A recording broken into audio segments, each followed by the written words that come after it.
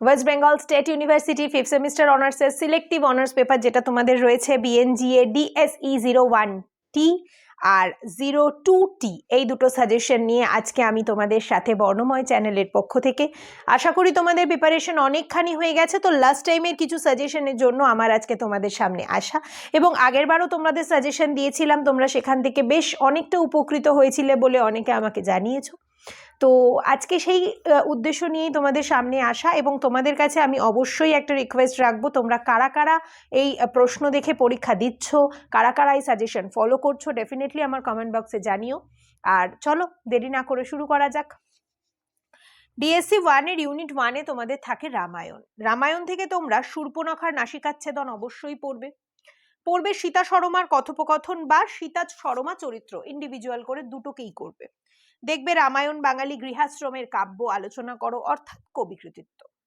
তার সাথে রামচরিত্র পড়বে, অঙ্গদ রায়ের আর কথোপকথনটা অবশ্যই অবশ্যই করে পড়বে।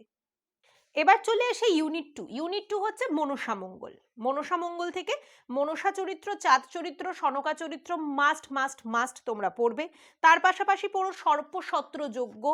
প্রথম পালা থেকে পঞ্চম পালা যেহেতু তোমাদের পাঠ্য, প্রথম থেকে পঞ্চমের মধ্যে যে কটা উপকাহিনী তোমরা পাচ্ছ সেই উপকাহিনীগুলোকে কিন্তু পড়তে ভুলো না। তার পাশাপাশি কবি কৃতিত্বটা অবশ্যই অবশ্যই করে দেখে যেও। এবার চলে আসো ইউনিট 3-তে। ইউনিট 3 থেকে তোমরা ফুল্লরা চরিত্র, পাশাপাশি ফুল্লরার 12 মাসা তৈরি করে নিচ্ছ, করছো কালকেতু চরিত্র, করছো চতুর্থ পালা প্রসঙ্গে জন্ম কালকেতুর বিক্রমের বৈভব আর কালকেতুর বিবাহ প্রসঙ্গ বর্ণনা, প্রসঙ্গে কবি কৃতিত্ব। এই কটা করলে এখান থেকে একটা প্রশ্ন তোমার হাতে থাকবে। ইউনিট 4-এ আসি। ইউনিট 4 থেকে করছো শিব চরিত্র, ব্যাসদেব চরিত্র, অন্নদা চরিত্র।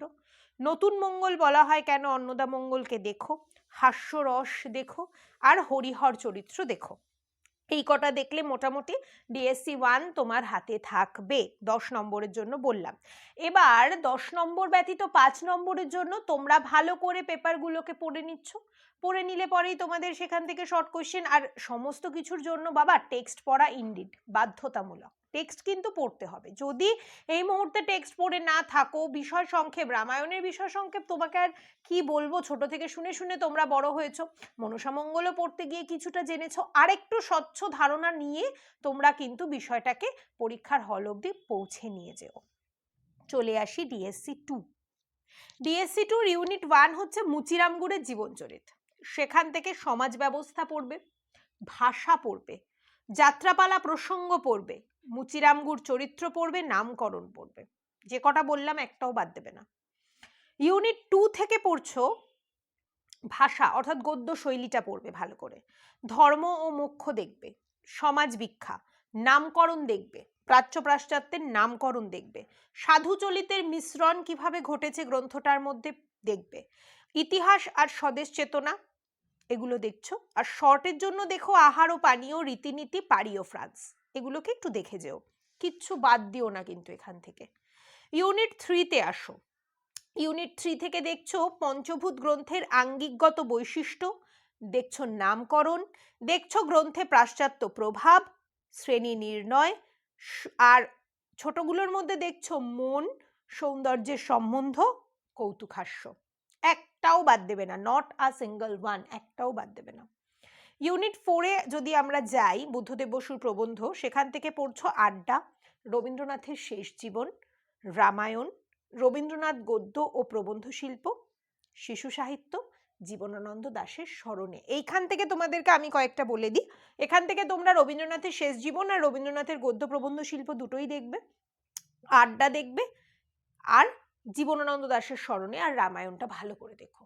হয়তো তোমাদের মনে হবে ম্যাম কিছুই তো বাদ দিলেন না, তাহলে কি আর সাজেশন করলেন? বাবা যেগুলো এখানে তুলে দিয়েছি তোরা যদি একটু ফলো করিস, ডেফিনেটলি এখান থেকে তোদের পরীক্ষার কোশ্চেন কমন কমন কমন, এইটুকু আমি গ্যারান্টি। যারা আগের বার আমার সাজেশন দেখে পড়েছো তারা কাইন্ডলি আমাকে একটু কমেন্ট বক্সে বলো তো তোমাদের সাজেশন ওয়ার্কআউট হয়েছে কি হয়নি, এবছরও হবে। Don't worry about that. মন দিয়ে পড়াশুনো করো, পড়াশোনায় থাকো, পড়াশোনায় মেতে থাকো। যদি কারো কোনো রকম কোনো সমস্যা, সুবিধে অসুবিধে হয়, তোমরা কমেন্ট বক্সে আমাকে জানিও। আমি আমার তরফ থেকে যতদূর সম্ভব তোমাদের সহযোগিতা করার চেষ্টা করব।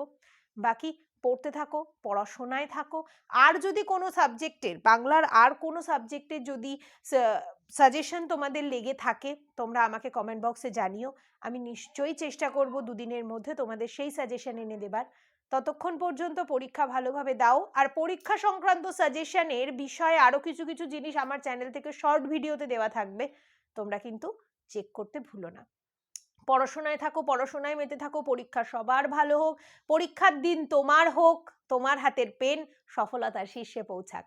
দেখা হচ্ছে পরীক্ষার পর নতুন কোনো ভাবে, নতুন কোনো ব্লগে। ততক্ষণ সবাই পড়াশুনো করতে থাকো, পরীক্ষার জন্য তৈরি হতে থাকো। All the best to all of you. ভালো থেকো সবাই।